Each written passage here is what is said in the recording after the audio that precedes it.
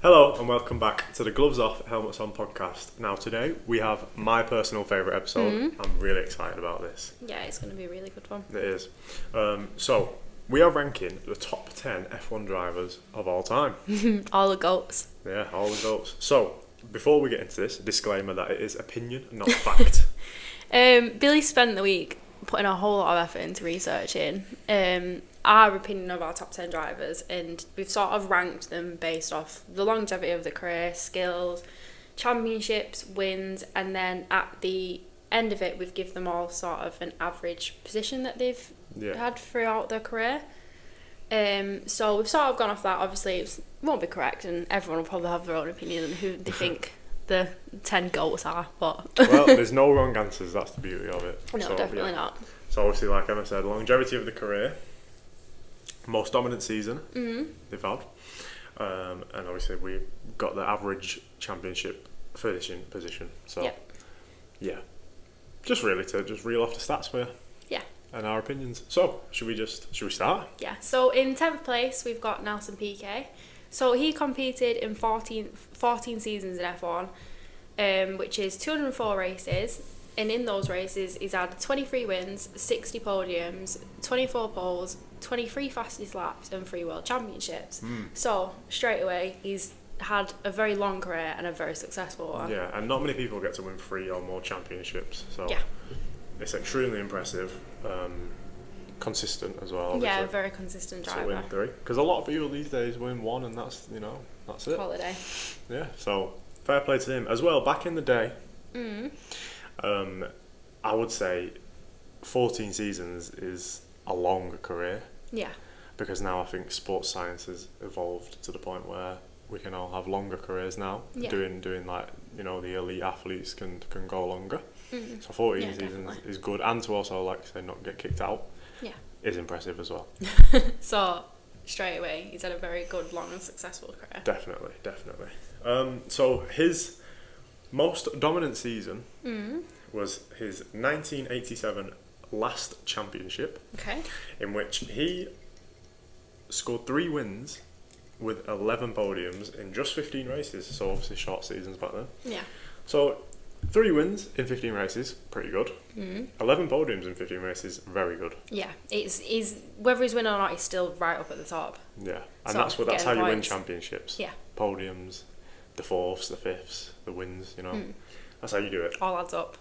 Absolutely. So yeah, and he's obviously to be 10th in the list is good. So people might say he should have been higher. He might not. People say he might not even be in the list for them, but for us, number 10. Yeah, he's our very 10th great place. start, solid start. Not many people, in my opinion, it's only 9 people better than him. Yeah, and because of his consistency in his career, he's got an average championship position of P5. Yeah, definitely. So we've done that for all of them. Got the average championship position. It doesn't really, the higher the lower the number doesn't mean the better. It's just literally just out of interest. I wanted to know the average. we've worked out the average based off, sort of looked at all of the championships and worked out what's best. Every season it also they've gives got. you an idea of the sort of driver they were and how consistent and how successful they were by giving them an average as well. Yeah, and obviously if they've had longer careers, more seasons to go off, so the average could be even more skew with. So we'll see. But yeah, number 10, Nelson Piquet. So our 9th place is Sebastian Vettel.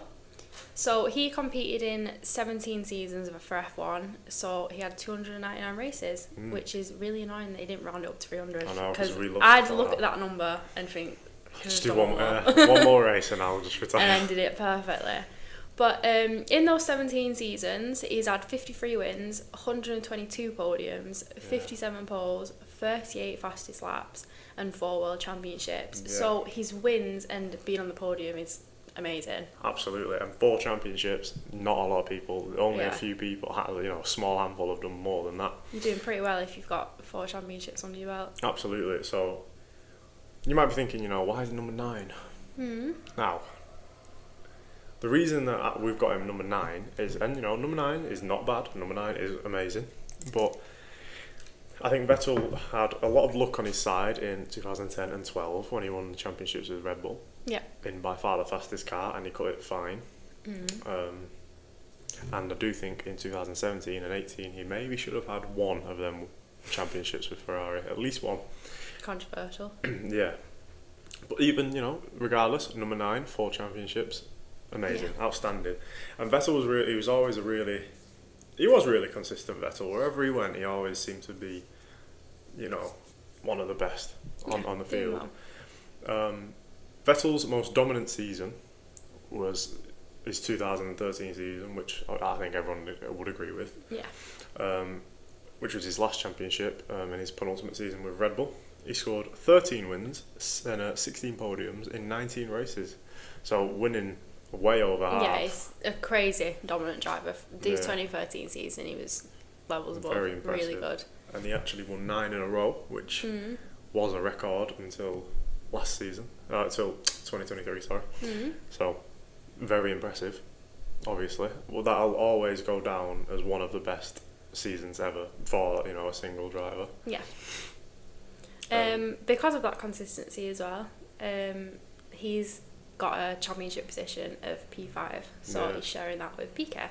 Championship average of 5th, so again, him and Piquet both P5, which is, again, good, because you got to think when drivers come in, they might, most of them start in a bad car in their early career, like early stages of the career, which they might finish 10th, 12th, 13th. So to get the average up to 5th, very good.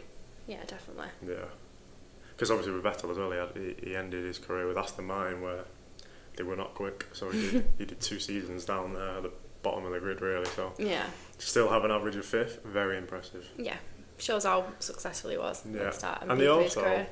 In his 17 seasons, he won races in 10 of them seasons. Now that's good. Yeah, to say that he's had a few shoddy years with bad car and bad team. 10 seasons of a race win is consistent. Yeah, definitely. Yeah, definitely. So, number 8. Now, number 8 is, obviously, I'm a big fan of this man. I think everyone is. I think everyone in F1 has that mutual respect where I feel like everyone would love to put him in the top 3 of drivers, the greatest drivers of all time, but unfortunately statistics don't match him. So Fernando Alonso, now, I don't think, now you may be thinking, obviously, he was beat by Vettel in them seasons, but he's higher on the list, so you might be thinking, why is that? Well, we're going to get into it.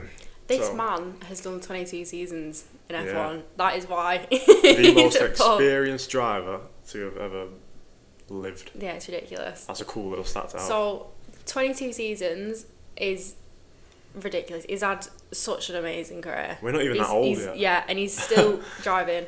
And he's done 401 races, which is the most races ever competed by an F1 driver.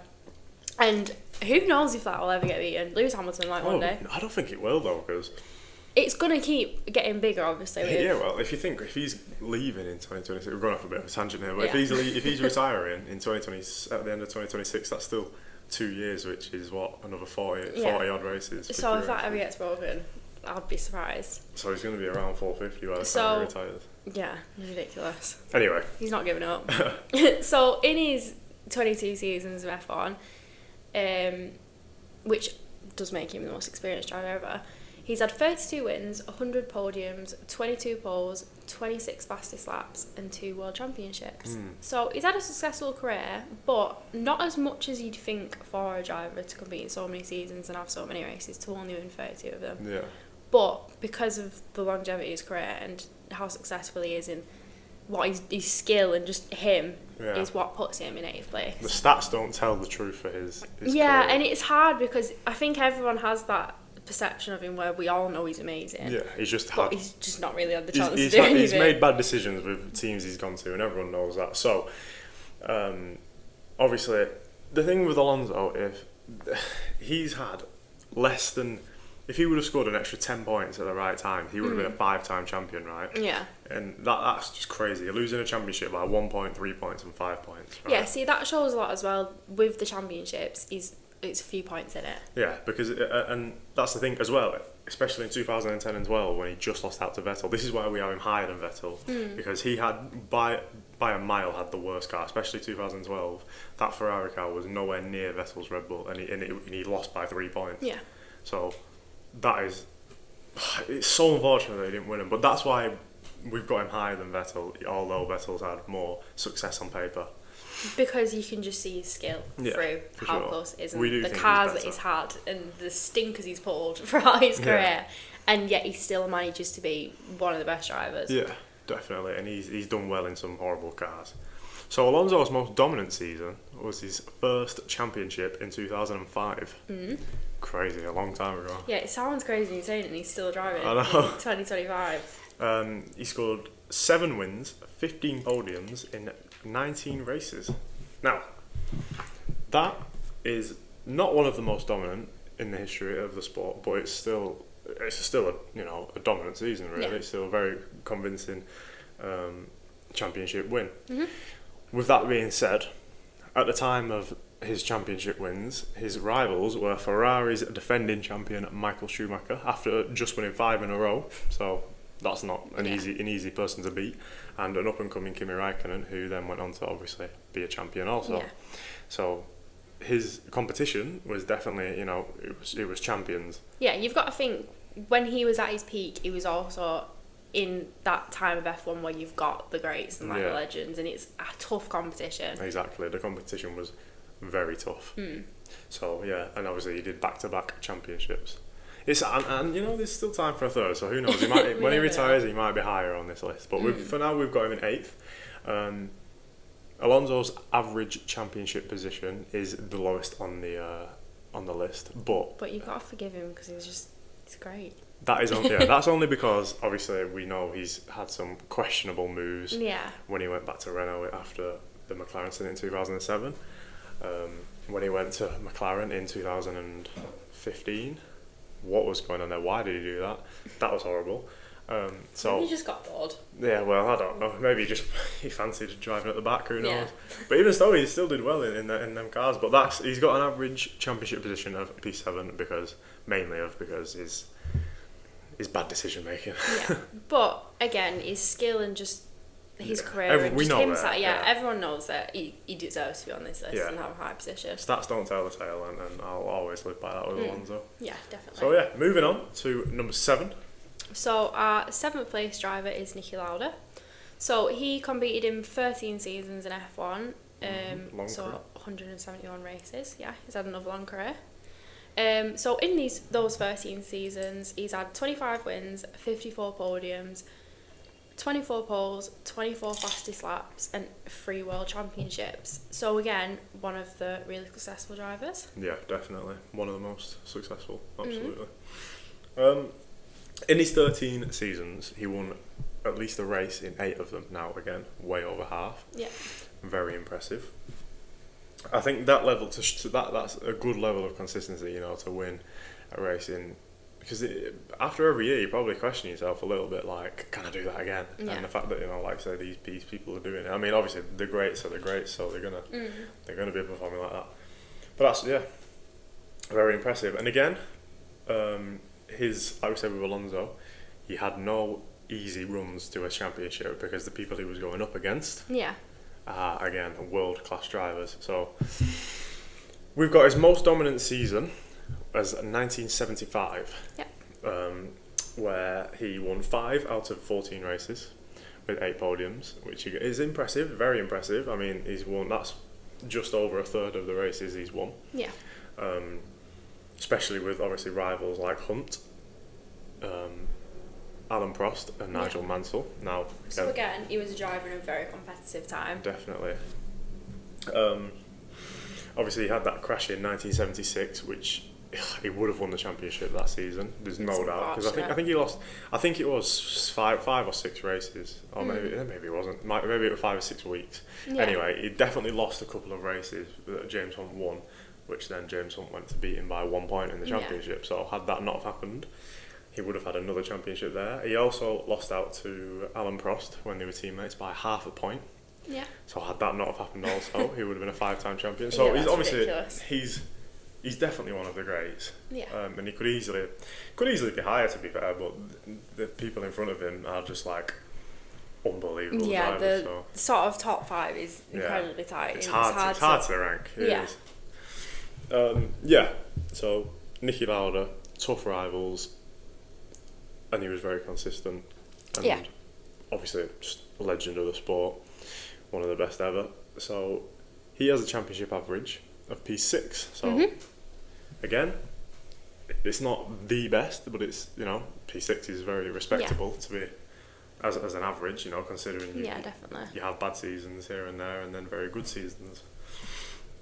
So yeah, big fan of Niki Lauda. Yeah. I like number 7, you know. lucky number 7. Yeah. Yeah. So number 6. Now, this again could be slightly controversial, but I mean, I disagree.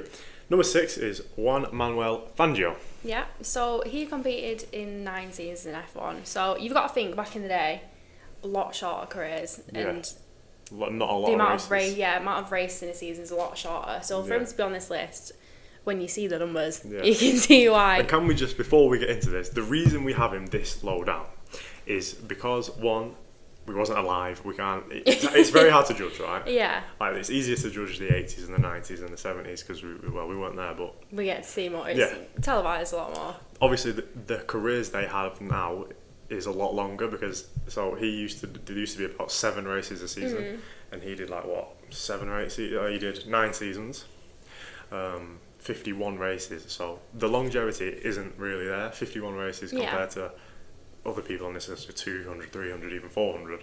So it's hard to judge. And I also think the level of competition wasn't great back then.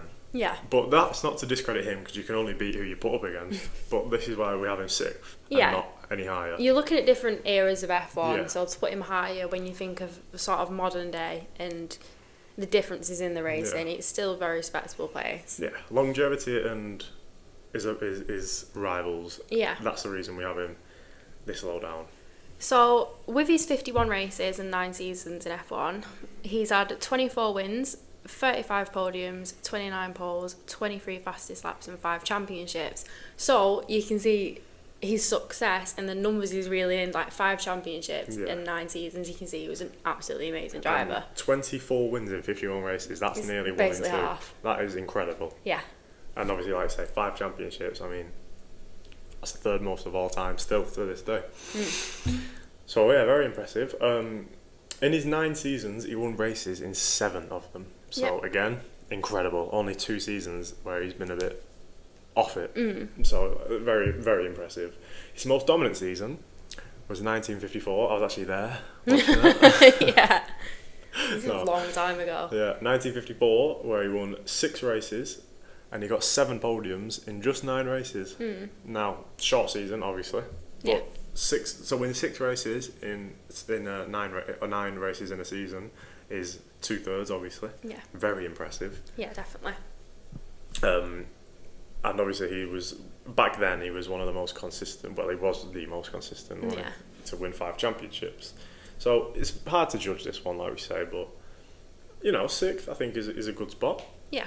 I don't think he'll be too disappointed with that if he's you know. No, definitely not. When you think of modern day F1, like we said, 6th place is incredible. Yeah, for sure. And he's a legend of the sport, obviously. He always will be. Yeah. And yeah, we actually calculated his championship average, and it's the joint highest on the list, but we're not going to tell you who it's the with. other one is. But it's P3. Yeah. So Which is very good. one of the most consistent in the sport, Yeah, he's amazing. in the sport's history. So fair play to him. Yeah, when you look at the numbers and how successful he actually is, it's crazy. The numbers on this for this man is unreal. And I would have, maybe looking back, we should have put him a bit higher, but Yeah. you know. He was cooking though. Yeah, he was definitely cooking. So yeah, now we're going to move on to number 5. Our top 5. So this is where it gets a bit more. It's not much in it. No, fine lines now, and we're going to probably have to justify every single position. Yeah. This is where it gets a bit controversial because everyone's top 5 will be different. Oh, Think of how many definitely, amazing drivers there are. So- Can't please everyone. Emma B, who've we got in number 5? So our 5th place is one of the most legendary drivers, I think. Yeah. Yeah, it's Ayrton Senna. Yeah.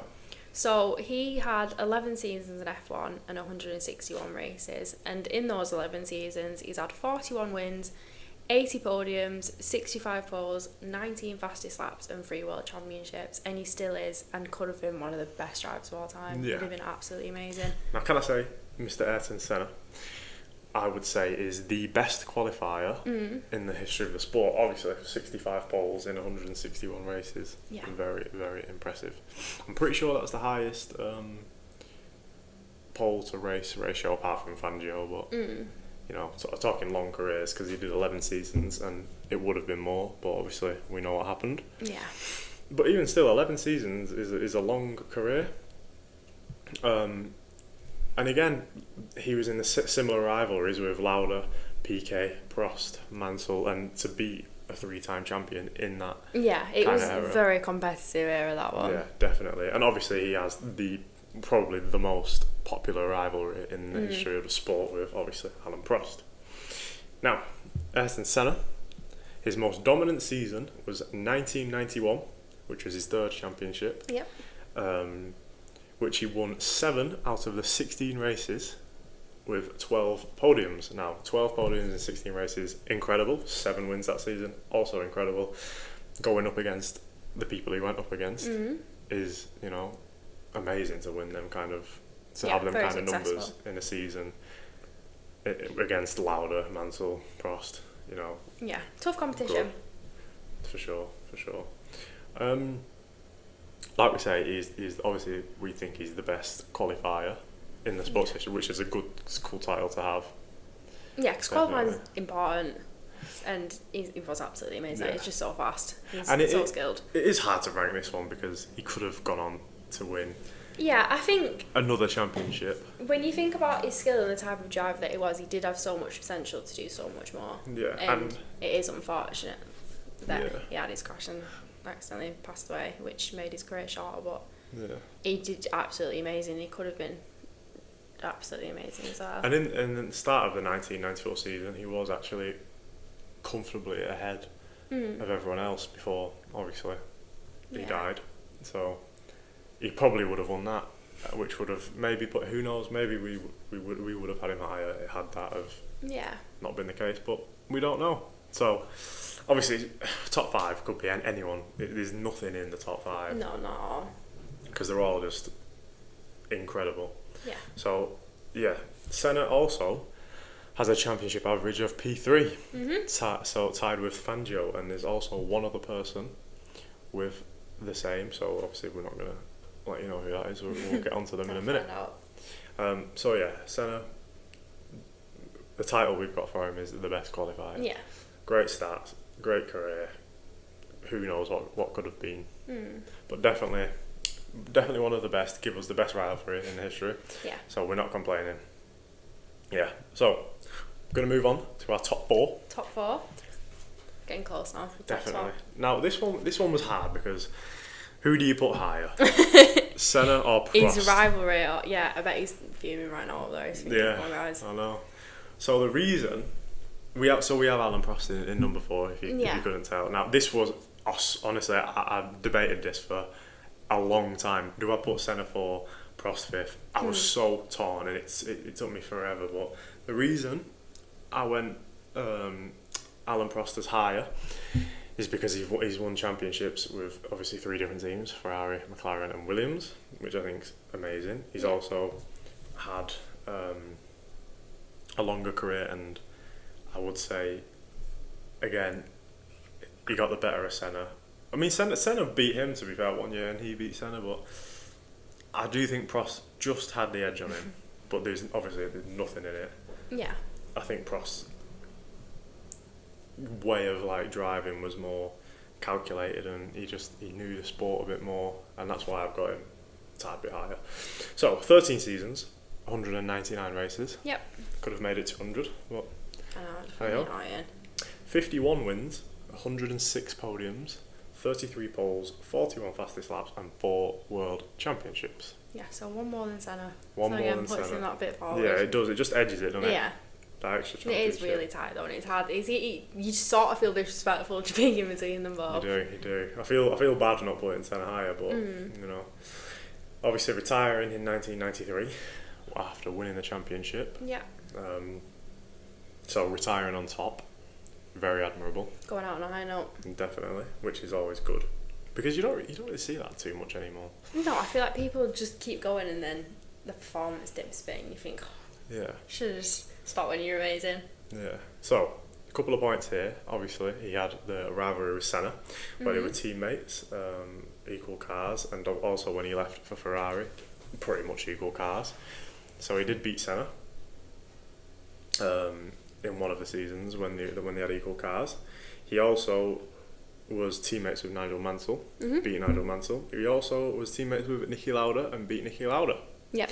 So, I mean, obviously that's extremely impressive to beat them three in the same car, more or less. Not by much, but still, you know, it's the championship that counts, isn't it? So, Prost's most dominant season was his last season in 1993, which is quite cool, actually. Yeah. His best ever championship run was his last season. his last season. He won 7 out of the 16 races with 12 podiums. It wasn't necessarily like razor sharp close like the other championships have been, but it was still quite close. So obviously to win 7 out of 16 again, incredible. 12 podiums shows that the consistency there. 12 out of 16 podiums, that's how you win championships. Like we said earlier with Senna and Piquet and Lauda, all them lot was in the same era, so the rivals again. Yeah, it's got really tough rivals. Yeah. It's a very competitive season. It's hard Definitely. to sort of edge above those. It's all a bit all over the place because they're all just such good drivers. Yeah, but yeah, I'm a big fan of Prost because obviously he won his championships with 3 different teams, which only Fangio's done, I'm pretty sure. And that shows like the diversity of the Yeah. driver's skill as well, to be able to adapt to different cars 'cause everything's different. Precisely. Some are faster, some are slower than the others. Team wise, there's a lot of stuff that goes into changing onto a different F1 team. So for him to get the championships and winning so many Yeah. different cars and positions is amazing. Extremely impressive, and that is for me what edges it, and I Yeah. think his adaptability, and that's important as a driver, and he definitely is one of the most adaptable, and he was great in the rain, great in Yeah. the dry, could read a race really well, a bit like how Alonso does, you know, Yeah. and he was very tactical. They used to actually nickname him as the Professor, I'm pretty sure, Because he's got so many skills. because he's just ahead of the, you know what I mean, he's smart, so that's quite cool. Yeah. So all of that combined gives Prost a championship average of P4. Yeah, which is good, that's high. But it could be argued that he was the most consistent within the sport. Yeah. Now, I mean, obviously the average championship position says he wasn't, because a couple of people have P3 and his is P4. But yeah, I think he maybe is the most he's definitely one of like top 3 most consistent. But yeah, I would say probably for me the second most consistent. Yeah. So yeah, I love Alain Prost, and I think 4th is very granted with his 4 world titles and his 106 podiums and 51 wins. So Definitely. yeah. So our driver in 3rd place is Lewis Hamilton. So this will probably cause quite the stir, as for some people he is probably the greatest driver of all time. Yeah. But our opinion, there's 2 drivers that are above him. There is. It's really hard to sort of choose between the top 3 though, because they are all absolutely amazing. But for us, controversially, Lewis Hamilton is our 3rd place. Yeah. So Lewis Hamilton's had 19 seasons in F1 and 356 races. So that makes him one of the most experienced drivers of all time as well. Yeah, sure. In those 19 seasons, he's had 105 wins, 202 podiums, 104 poles, 67 fastest laps, and 7 world championships. It's incredible, Which isn't it? makes him an absolutely amazing driver. Yeah. So successful. To get 105 wins is The ridiculous. most ever. Yeah, it's crazy to even think. I mean, statistically, he is the most successful ever. Yeah, most successful driver ever. But this ain't about statistics. But obviously, yeah, you can't deny over 100 wins, over 200 podiums, over 100 poles, and obviously seven championships. You can't deny that's just. Yeah, he's crazy talented and amazingly successful in F1. He's had a great career, and he's gonna continue to have a really good career, I think. Yeah, and he's still got time. Obviously, just signing with Ferrari, so see what happens with that. Yeah. He's had some great rivalries, obviously. Had a very long career, so he's gone for a Yeah, few eras. He's had his time with Alonso when he was at the same team. He had the rivalry with Massa, where he won the championship on the last corner. He had his times with Vettel, mainly when Vettel was at Ferrari. His rivalry with Rosberg, when especially 2014, 15, 16, when they were in the championship winning car at Mercedes.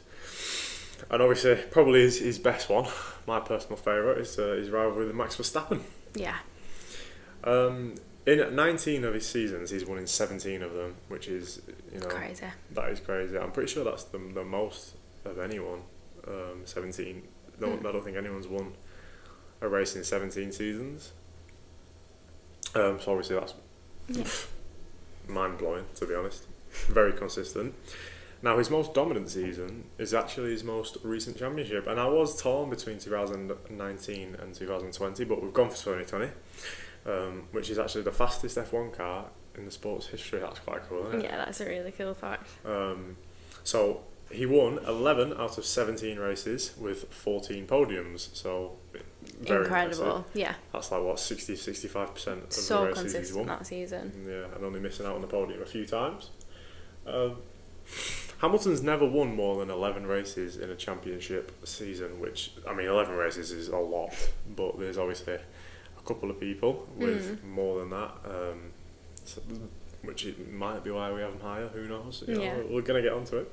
But there's no denying Hamilton's the most consistent driver in the sport's history, purely based on the fact that, he's always had championship winning cars until obviously 2023, 2024, and 2020, the last 3 years. I will say he's really fortunate on that front, that he has always had good cars. Yeah. Like, that is a foundation to obviously winning, and then the skills another one. So maybe it could be argued that he's been lucky with the cars, might not have as much skill as other drivers. When you look at Alonso winning in awful cars, Yeah, exactly. it shows. But that's not to say he's not skillful. Oh yeah, definitely. He's amazing. Is. I mean, it shows that he's an amazing driver. Even with the best cars, to win 7 championships, you got to know what you're talking about. You got to know what you're doing. But yeah, he's definitely had the best set of cars anyone's had, without a doubt. But that's not to discredit him. He's the most consistent driver in the sport's history. Yeah. Obviously, got the most wins, the most poles, the most podiums, join on championships. Very impressive. We've got him. Sorry, what am I talking about? His championship average, I couldn't speak now. His championship average is P3, so tied with Fangio and Senna, which is obviously, that's the highest. They're the highest 3 averages that we've got. When you think as well that he's had 19 seasons in F1 to average, Yeah, that's really good, isn't it? third in championship, it's ridiculous. And it shows. His lowest championship finish is 7th, which is actually what he got in his most recent season. That was his lowest ever. He's had a stinky 2024. Yes. Well, yeah. But he's not been great the last few years. I think age is catching up to him, but definitely in his younger years, he was brilliant. But unfortunately, it does happen. It'll happen to every driver on the grid. There comes a point where... Apart from Alonso. Well, he's just invincible. Yeah. But it doesn't take away from how good of a driver he is. It just naturally... And he might, you're not going to be as good as you were 20 years ago, are you? He might come back with Ferrari, who knows. But for now, there's still time for him to move up the list, which is crazy to say. Might get that 8th championship. Yeah, and that would probably put him... Well, that probably, solidifies that top spot. That puts him number 1. So yeah, we've got Lewis Hamilton at number 3. Now, the top 2. Who have we got as number 2? Who have we got as number 1? There's only a few options. So this guy will come as no surprise because he's got to have been somewhere in this list. So that makes our second place driver Max Verstappen. Yeah. Now, people might not like us putting Verstappen over Hamilton. In fact, a lot of people won't like that. But when you think the reason why there's a few reasons why I've put him so far up, but when you think about the length of his career and how successful he's been in such a short period of time, it's incredible. Yeah, whereas you're looking at drivers that have had like 15, 20 year long careers, this guy is ridiculous. Yeah, so Max Verstappen, 10 seasons, 209 races. He's obviously been at Red Bull for 9 seasons, and he's won in every single season with Red Bull. Ridiculous. In all 9, which is insane. So he's won in 9 seasons in a row and still counting. No doubt he'll win another one next year. Yeah. So this year, sorry. In his 10 seasons in F1, he's had 63 wins, 112 podiums, 40 poles, 33 fastest laps, and 4 championships. And he's only 27 years old. Like, he's got peak of his career ahead of him, and he's doing this amazing already. The 3rd most wins of all time. Obviously, what is he? 4th on the podium list, I'm pretty sure, and his poles, 40 poles, in his 4 championships. And he's still in his peak. He's not even there yet. No, he can still keep going. It's crazy. I mean, it's mental. Obviously, his biggest rivals are Hamilton and Charles Leclerc. Yeah. Mainly Hamilton, obviously. Yeah, I mean, where do you start? Max Verstappen, he is incredible. Yeah, he's in such a short amount of time to be as successful as he is and so consistent. Like, he's never had an off season. And one of the main reasons we have Verstappen so high up on this list is his most dominant season, which goes without saying, was 2023, which is by far the most dominant season in the history. F1 history. And surely that's not getting beat. Surely no one's he might. More dominant. I think the only person that could beat this is himself. Yeah. You don't know. In 2022, he took the record off Vettel's 2013 season for the most wins in a season. Now that was broken in 2023 by himself again, so he actually has the 2 most dominant seasons, really, you could argue. But yeah, 2023, winning 19 out of 22 races is like, what? How's he done that? Stupid. With 21 podiums. So that's only 1 race he missed out the podium. It's just crazy, like 19 wins out of 22. To even comprehend how successful he was in that season, it's ridiculous. Like, you just can't. Yeah. He was just. He never had a bad day, never had a bad race, and he was just levels above everyone else to just consistently keep getting those wins and being on the podium. And there's literal world champions that don't even have 19 wins in their career. He'd just irritate me. Like, if I was driving with him and he keeps it, I'd just get bored. I was like, what am I doing here? Because it's like he's got no competition. He just keeps doing it. But how crazy is that? Like, you have literal champions with less wins than this man had in that one season. Yeah. And that's mind-blowing. Absolutely mind-blowing. Obviously, that season was the highest win percentage in the sports history, and obviously 22 races is a long season as well, with 86%. Yep. So, again, winning 86% of a 22 race season is, wow. Crazy. For me, I don't think that'll ever get topped that season. And that is mainly the reason we have him so high up. Yeah. Because, well, when he wins, you know. He does it in fashion. His consistency throughout his career gives him a championship average of P4, joint with Alan Prost, and only 1 position behind, obviously, Hamilton, Senna, and Fangio. Anyway, so yeah, Max Verstappen number 2. Controversial or not, we don't think so. He's amazing, so yeah, we think he's better than Hamilton, and only one person better than him, and we're going to get onto our F1 greatest driver of all time. Now, who have we got? Michael Schumacher. Yeah, to no surprise. Yeah. Who else? He's amazing, and I mean, it's numbers are there. He's great. Very close competition with the top 3 again though, but Michael Schumacher, I think he's just consistency in overall career. Just puts him that bit further as to why he's got the top spot. Yeah. In his prime, he was so good. So 19 seasons, 307 races, again, extremely long career. 91 wins, 155 podiums, 68 poles, 77 fastest laps, and 7 championships. Wow. So tying with Hamilton with the championships. Yeah. He's got the most fastest laps in history, 77, 10 ahead of Hamilton with 67. Now this is something that we wanted to touch on as why he's number 1. Is his most dominant season. Now again, I was torn between 2004 and 2002. Obviously 2004 you could argue was a better season, maybe, but we've gone 2002 because in the 2002 season. He was the only driver in the history of the sport to have finished on the podium in every single race. 100% podium ratio. That's crazy. That's crazy. 100% podium rate. Even if he wasn't winning, he was still there. He's like, still doing well. So I think it was in that 17 race season. I think it was 3rd twice, and then the rest second, first, second, whatever. So he won 11 out of the 17 races, which would mean. Quick maths, he had 5 seconds, 2 thirds, and 11 firsts. Yeah. Now that's impressive. Yeah, that's crazy. So, very, very amazing crazy. Driver. Obviously, again, he was in a very tough era. of F1, with his best rivalries being Damon Hill, which he narrowly beat to a championship and then narrowly lost to a championship. Mika Hakkinen, which again he just lost out to Mika Hakkinen and just beat Mika Hakkinen. Alonso, Kimi Räikkönen, and Jenson Button. Again, Yeah. I mean everyone I've listed there is a champion.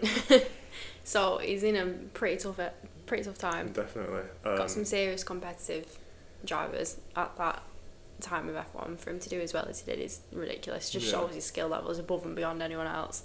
And the beauty of Schumacher's career is his commitment with Ferrari. So obviously, he won the championship in '94 and '95 with Benetton, and then joined a Ferrari in 1996, who weren't necessarily the fastest car, and it took him until 2000 to then win a championship, and then obviously from there, he won 5 in a row, which is the only person to have ever done that.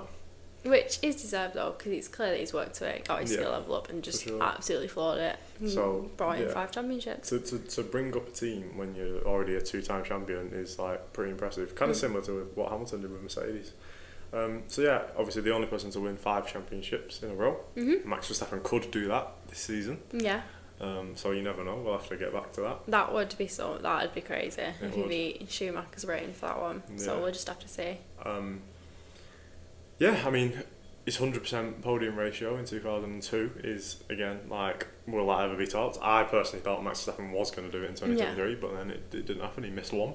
He's definitely capable of doing it, so it might in the next few years Verstappen comes back around again. Yeah. And just Who knows? storms You it. don't know what any. So F1's a unpredictable. crazy sport, Yeah. Yeah, so his incredible consistency gives Michael Schumacher a championship average of P4, which is obviously the same as Max Verstappen Yeah. and Alan Prost. But you've also got to sort of consider, with the length of his career being 19 seasons, unfortunately he did drop off a bit towards the end. He did. Which is why his positions put him in the championship, put him a bit further back, so his average has worked out as 4.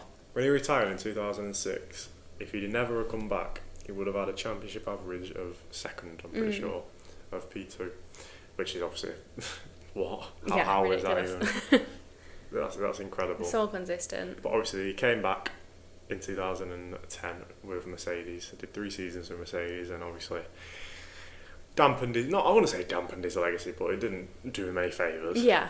He was obviously older and new set of cars, he couldn't get grips to it, and it was just, Yeah, unfortunately it happens though. So yeah, but it doesn't take away from obviously who he is and what he's done, and yeah, definitely not.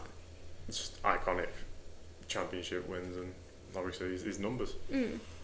So yeah, that is our list That's our top 10. of the top 10 drivers of all time. I think it's good. Yeah, I think we've been pretty fair. It is really hard though to work out because there is just so many amazing drivers, and like we keep saying, that whole top 5 is so close and there's not much in it, and it just is down to personal opinion, I suppose. And you could easily do a top 20 and have nothing in it.